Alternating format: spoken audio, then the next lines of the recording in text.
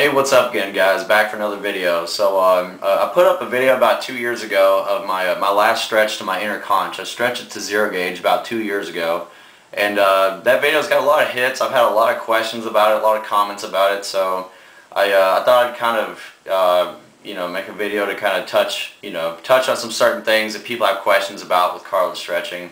There's a lot of people out there who are looking to start stretching the cartilage but don't really know where to start or where to go. So the cartilage can be stretched just like an earlobe or anything else, but it's 10 times more difficult. Like, obviously, a lobe is squishy and soft. The cartilage is really thick and it's really hard to stretch. So the first thing you really need to think about is how are you going to do it. There's two methods, and the first method is just using tapers. And the taper method, you just slide a taper through, follow through with the plugs.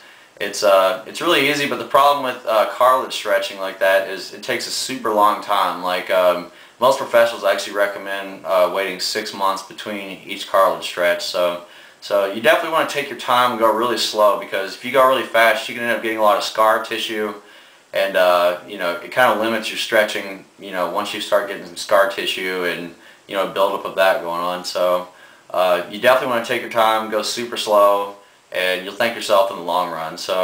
But I got mine pierced at 14 gauge and stretched it up all the way to 0 gauge, and it was over about a 3-year time period. But I was never in any hurry to stretch to each size. I just slowly went up whenever I was in the mood to go. But definitely don't stretch any faster than, I'd say, 4 to 6 months, because you can potentially damage the piercing. So that's definitely something to think of. And the second method is using what's called a dermal punch. This is a dermal punch. What it actually is, it's circular on the inside, and it's actually like sharp as a knife.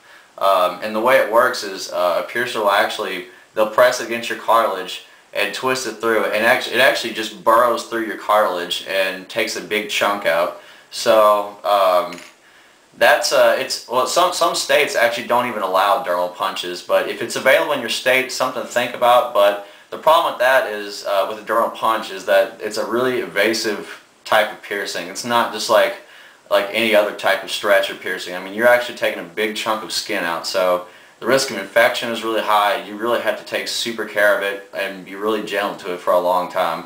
But once it's healed up, it's all good, and you don't have to worry about all the stretching you would have had to done with tapers. So dermal punch is definitely something to think about, but tapers it's a good method as well. So just think about it and decide on what you'd like to do, I guess. And but really, as far as anything else, for me personally, the cartilage stuff, it wasn't too bad. It wasn't the most painful stretching or piercing I've ever had done, but you definitely had to be really careful. Even like, to me, the hardest part was sleeping. I'd lay down and wake up the next day, and my ear would just be totally destroyed, and like just swollen, red, irritated.